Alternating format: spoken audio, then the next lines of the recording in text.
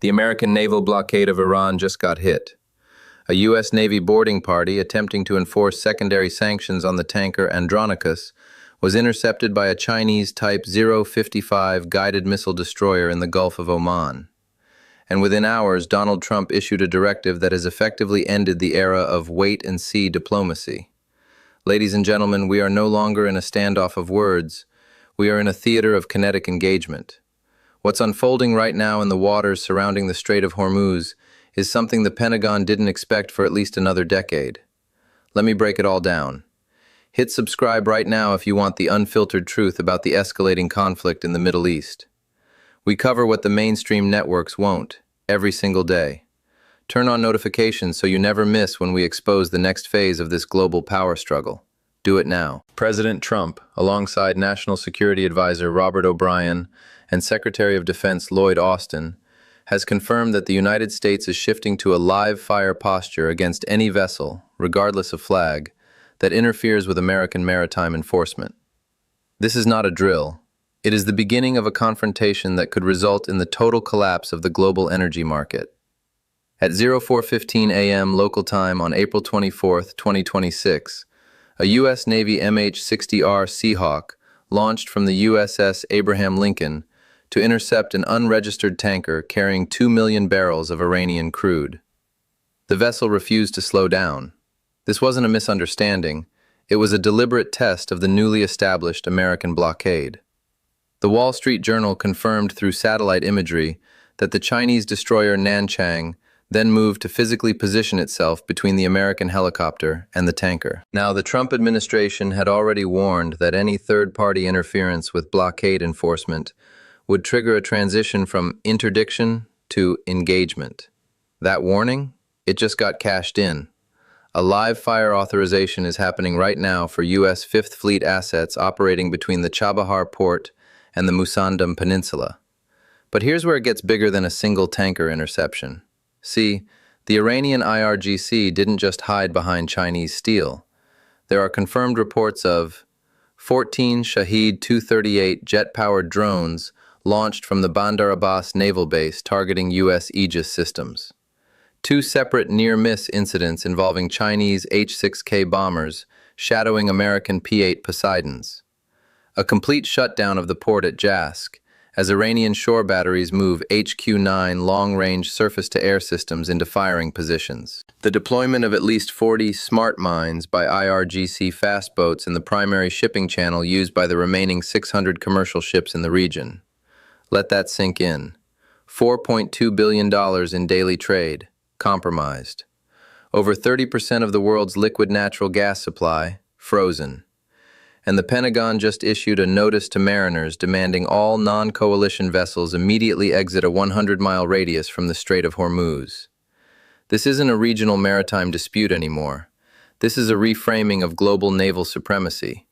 And China is making sure the world knows they are willing to provide a military umbrella for Iranian oil. Now, you might be asking, why would China risk a direct naval skirmish with a U.S. carrier strike group over a single shipment of oil? Why would they put a billion-dollar Type 055 destroyer in the crosshairs of American Harpoon missiles? Why would Tehran choose this specific moment to activate their most advanced drone swarms against the Fifth Fleet? Because the Iran-China axis isn't fighting to win a few barrels of crude. They are fighting to shatter the American-led financial order once and for all. When the U.S. initiated the total blockade of Iranian ports last month, and understand this, the goal wasn't just to stop the oil.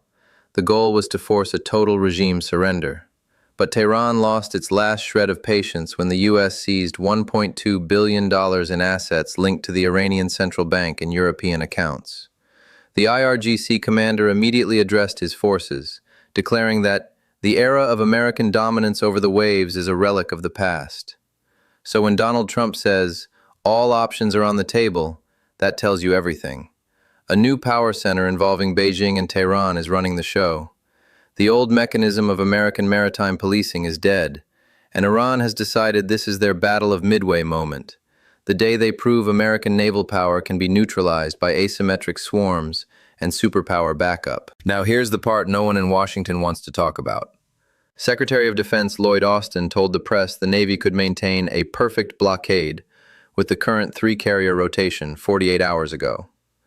But according to a Pentagon briefing document obtained by the New York Times, the current deployment of Mark 6 patrol boats and littoral combat ships is designed for a low-intensity insurgency, not a high-end standoff with the Chinese People's Liberation Army Navy. That's a 72-hour logistics shortfall between political promises of total control and the military reality of being outgunned in terms of vertical launch system cells currently present in the Gulf of Oman. And already on day one of the escalated blockade, here's what's happened. 1. The USS Mason was forced to expend 12 SM-2 missiles to intercept a single wave of Iranian drones, a depletion rate that USNI News calls unsustainable. 2.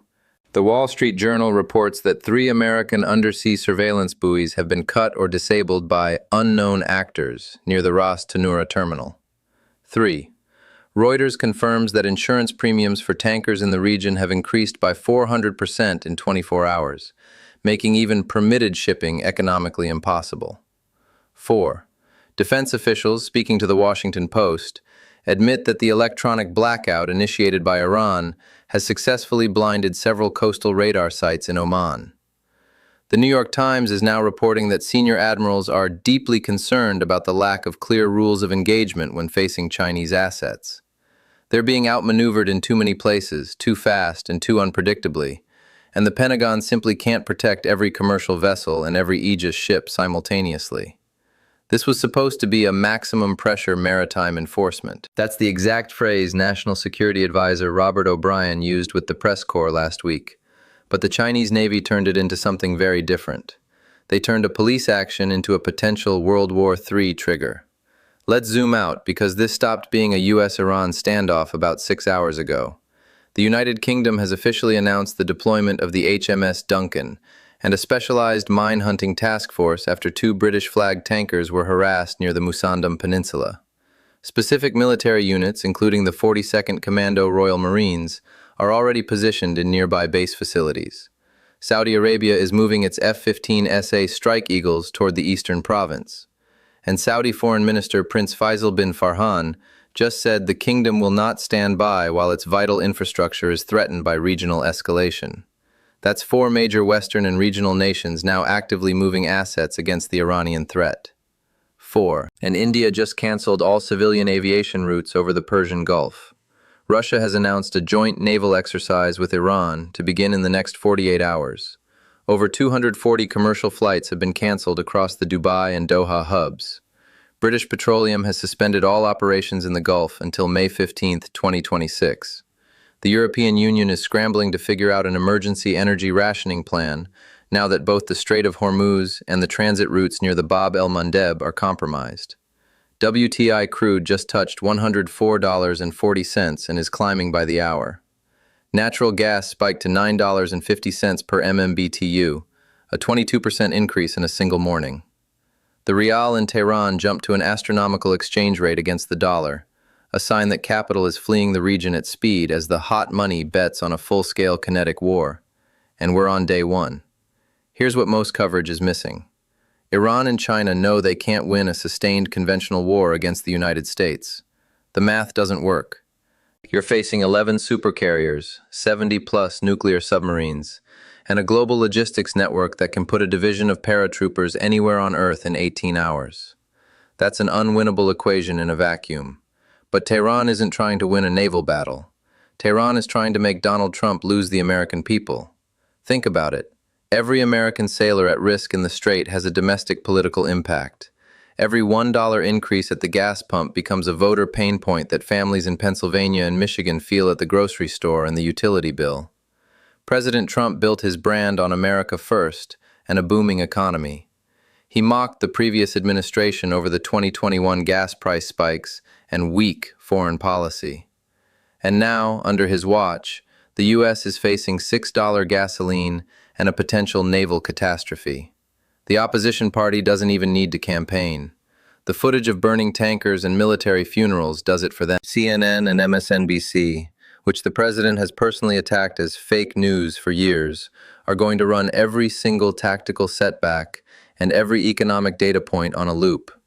And when the 2026 midterm elections come this November, the administration risks losing its majority in the House and Senate.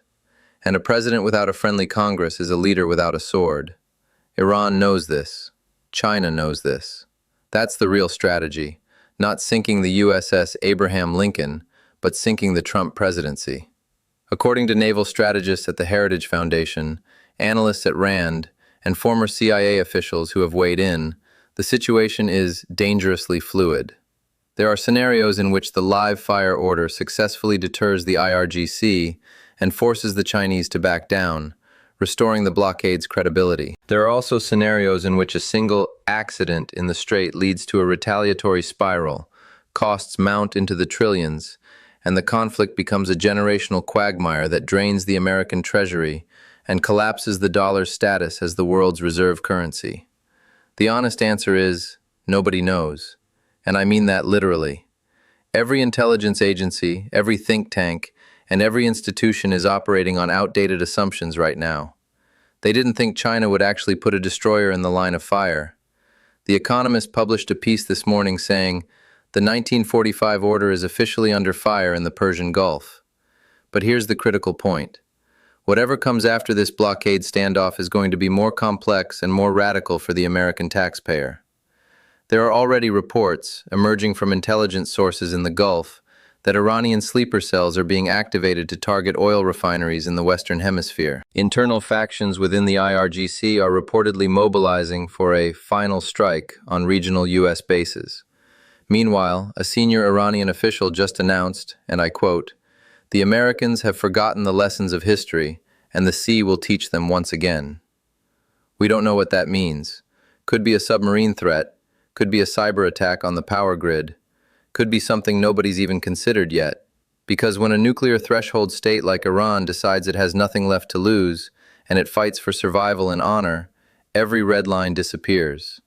Every calculation goes out the window, and every prediction becomes worthless. We are witnessing something that will reshape the American economy, the global energy supply, and the future of naval warfare for a generation. And we're only 24 hours in. I'm going to keep covering this as it develops, pulling from Pentagon briefings, independent maritime data, and regional intelligence sources, because no single outlet is giving you the full picture. If you want to stay informed without the noise, subscribe and turn on notifications. I'll be back with an updated analysis as soon as the next major development breaks in the Gulf. Stay safe out there. I'll see you in the next one.